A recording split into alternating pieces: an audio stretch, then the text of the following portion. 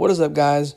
BP Hero checking in with another bat review here. Today we got the 2018 Easton Brian Wegman Fireflex U-Trip. Thanks goes out to Nicholas Daniels for reaching out to me and sending this to me so I could get this one checked out. Brand new for the opening here, where I did the radar stuff. This is a 27, and it has an 1.5 ounce in load, and it did swing very smooth. The bat itself, honestly, did swing a tad bit on the light side, in my opinion. Moving on to the barrel of this one, though, it did surprise me. It sounded like the typical Easton, but what stood out was the fact that these one-piece Eastons have been known to have some feedback to them in the past, especially when they're new.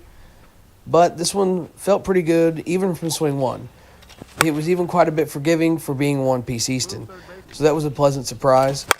The only real nitpicking thing that I have to say about the barrel itself is while the whole barrel feels good and performs well, there was that one spot you hit about every 10 swings or so, and the ball would come off completely different than it did with the other swings. Although I only included my 5 best swings from the radar clips, the highs were in the mid-90s, and those were the ones that had the feeling I was referring to. Everything else was consistently around the 90 or 92 mark, but you hit that one ball on the screws, and it was a big-time reward. I wouldn't hesitate to game this at the 100 swing mark, which is where we were with it to end this video, but I will say that I feel it did need a little bit more work to really get that really good feeling status. I'm going to do some pros and cons to wrap this review up, and starting with the pros here, this thing was super smooth. This 27 had an 1.5 ounce in load, and it swung smooth as butter. If you like a lot of in load, I'd almost recommend going up an ounce though. The progressive in loading swings way smoother than ever. And feedback wise, this one felt really good from swing one, which is something that hasn't been said much about one-piece Eastons in years past.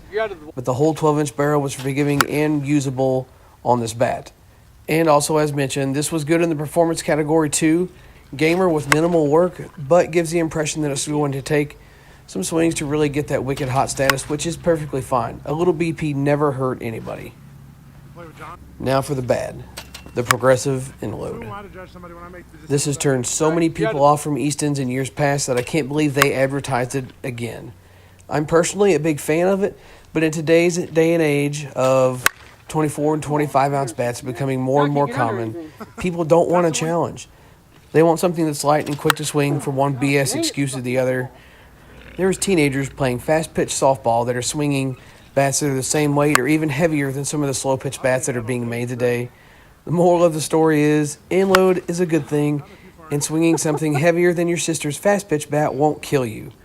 But people act like it will, and it was a huge drawback from Easton's a few years ago, so I can't believe they actually marketed it again. Just do it and don't tell a soul, and nobody would ever know the difference. The only other con is kind of nitpicky, but it is the fact that this bat has Nurple written on it in big capitalized letters. Takes me back to the days of Bass and some of their ridiculous bat names, but that's just a nitpicking thing by me, and it has absolutely no bearing over the bat itself. Hell, I actually like the purple on the bat. I think it looks great. Just a little over the top with the Nurple nonsense.